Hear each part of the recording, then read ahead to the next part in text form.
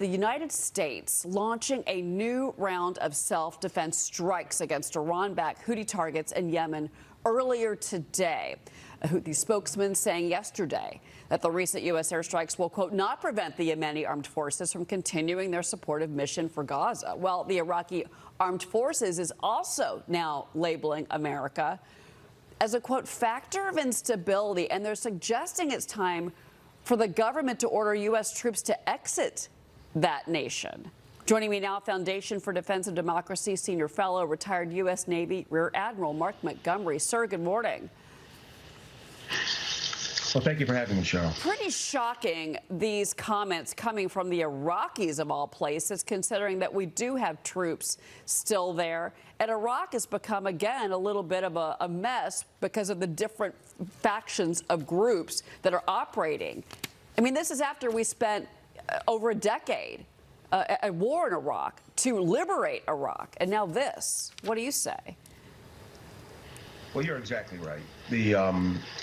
From my perspective, the Iraqis have repeatedly said, that the United States may be forced to leave. On the other hand, they need our stabilizing forces to keep the government in power. So I think this is more rhetoric aimed at calming down parts of the population that are mad about the U.S. strikes, particularly the strike 3 days ago that killed the Hezbollah Syria, one of the proxy groups that operates out of Syria, that actually executed attacks against Americans. Our counterstrike really, put pressure on the Iraqi regime, and so you get these kind of rhetorical statements. I don't think Iraq's going to throw the United States military out anytime soon. Okay, so this is just rhetoric, and then again with the Houthis, again, this is rhetoric, but they are actually striking at our targets, and we just lost 3 service members in January because of these strikes by these Iran-backed proxies.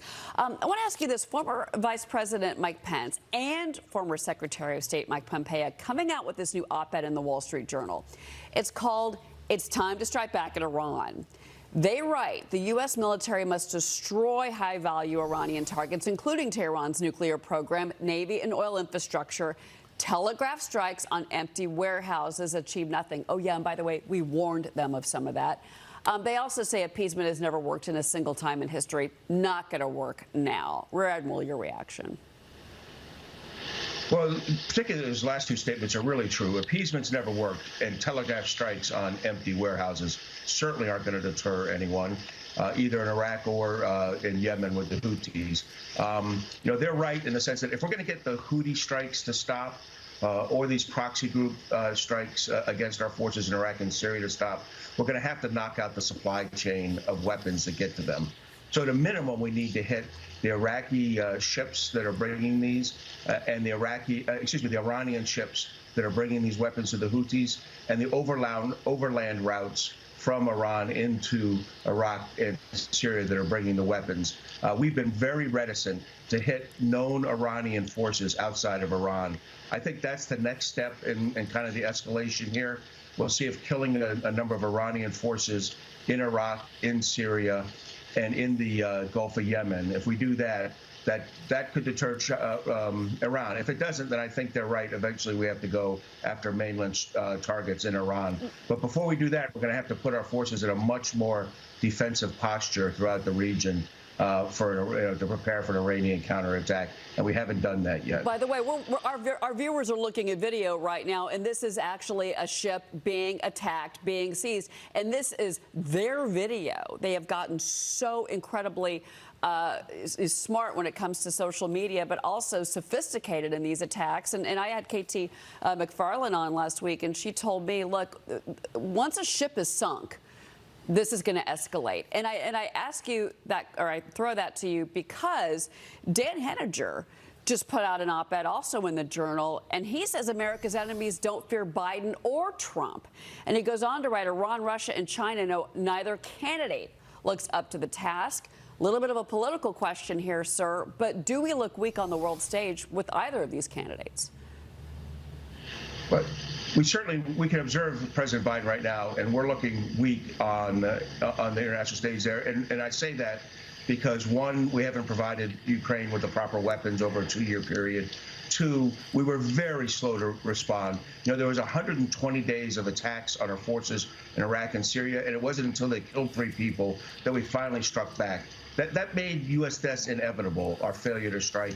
And then finally, we waited 90 days before we struck back at the Houthis. Again, you know, KT's right. It's highly likely we're not going to really respond hard until a merchant ship is sunk or a U.S. ship is hit.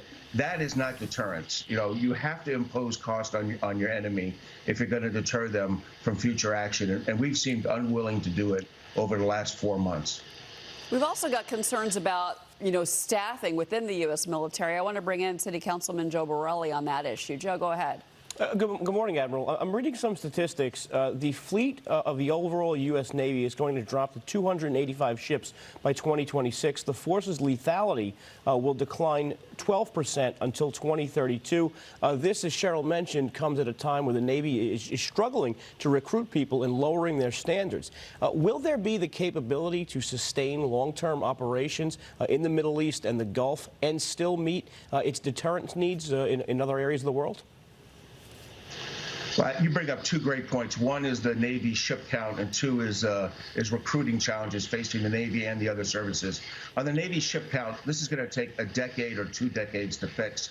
You know, this started, the drop started with the peace dividend at the end of the Cold War in the 1990s, and we underinvested pretty consistently for 30 years, dropping from about 600 ships to about 300 ships. So that's going to take, when it takes you 20 years to create a problem, it takes you 20 years to recover from it. The recruiting one's a little different. It's tied a little bit to kind of you know, consistent low unemployment rates, make it very hard. You know, that makes it easy for the U.S. military personnel to transition out and for potential recruits to find other jobs. So, you know, there's a little bit of a tie to that. I do think the lowering of the standards is a mistake. Over time, you want to make sure all your recruits have a GED or high school degree, and lowering beneath that, whether it's in the Navy or the Army, is a big mistake. Real quick, and I ask this because we do have ships in the region near Israel, near Gaza, as that war rages on. How concerned are you about U.S. forces that are in the sea near there, simply because we do know that the Hamas has not been deterred, even though they are under daily fire from Israel. They have not been deterred, and they are right there on the water, and those ships are sitting out there, our ships. Does that concern you at all?